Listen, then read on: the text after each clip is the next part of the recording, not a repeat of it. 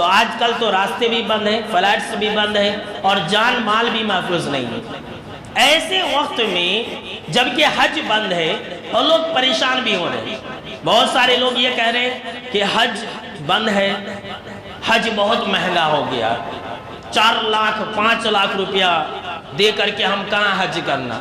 ارے میرے دوستو، حج مہنگا ہو گیا ہے تو کیا ہو گیا؟ اس سال حج نہیں ہو رہا ہے تو کیا ہو گیا؟ نماز تو سستی ہے نا، نماز کے لیے کوئی سفر اور خرچ کی بھی ضرورت نہیں ہے۔ لوگ حج مہنگا ہو گیا رو رہے ہیں، حج نہیں ہو رہا ہے رو رہے ہیں، لیکن نماز نہیں پڑھتے اس کی کوئی فکر نہیں ہے۔ جبکہ حج یہ صرف مالداروں پر فرض ہے اور نماز یہ تو ہر مسلمان پر فرض ہے۔ تو میرے دوستو، حج اگر مہنگا ہوا ہے تو کیا ہو گیا؟ لیکن نماز سستی ہے، نماز پڑھا کرے۔ نماز ہے تو حج ہے اور دیگر عبادت ہے، نماز نہیں تو کچھ بھی نہیں ہے۔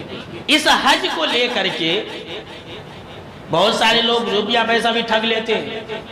ہمارے شہر کے اندر بھی کتنے ایسے ٹھگ آئے جو سستا حج اور عمرہ کرانے کے بہانے لوگوں کا روپیہ پیسہ لے کر کے بھاگ گئے۔ 20,000 میں آپ عمرہ کیجئے، 10 لوگوں سے لے لیے اور معلوم ہوا کہ لے کر کے بھاگ گئے۔